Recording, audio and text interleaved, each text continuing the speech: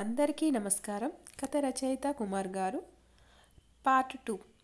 మరుసటి రోజు ఉదయం సమయం 7 గంటలు కావస్తుంది. ఏదో పని మీద వాకిట్లోకొచ్చిన పూర్ణిమ యథాతథంగా చూస్తుంది.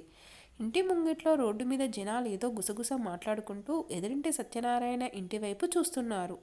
ఏమైందో అర్థం కాలేదు పూర్ణిమకి. పక్కింట్లోకి వెళ్తున్న పని మనిషి లీలా కనబడగానే లీలా అంటూ పిలిచింది.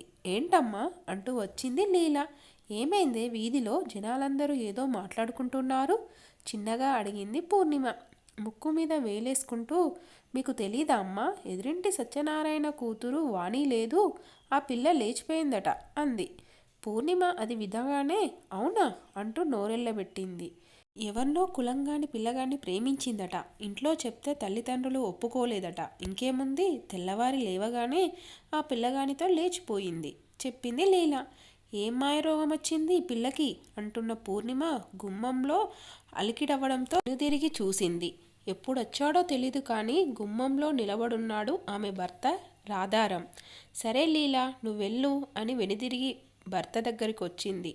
ఇది విన్నారు అంటూ లీలా చెప్పిందంతా చెప్పి, అంత పని చేసిందేంటండి ఆ పిల్ల, లక్షణంగా ఉండేది, చీచీ ఇంతకీ బరితెగిస్తుంది అనుకోలేదు అంది భర్తతో. సత్యనారాయణ రాధారం చిన్ననాటి మిత్రుడు. అంతా విన్న రాధారం క్షణం కూడా అక్కడ నిలబడలేకపోయాడు. నారాయణ ఇంటికెళ్ళొస్తానుండు అంటూ తక్షణమే అక్కడి నుండి కదిలాడు. ఏదో లోలోనే గునుక్కుంటూ ఇంట్లోకి నడిచింది పూర్ణిమ. స్నేహితుడితో మాట్లాడి గుమ్మం దాటుతున్న రాధారంకి అటుగా రోడ్డు మీద మాట్లాడుకుంటూ వెళ్తున్న వారి మాటలు వినపడ్డాయి. కూతురి గురించి గొప్పలు పోయేవాడుగా, చదువులో ఫస్టు, దాంట్లో ఫస్ట్ అని, లేచిపోవడంలో కూడా ఫస్టే అయ్యింది ఈ గల్లీలో అనడం. దాంతో మిగతా వాళ్ళంతా గొల్లున నవ్వడం రాధారం వెనకే వచ్చిన సత్యనారాయణ విన్నాడు.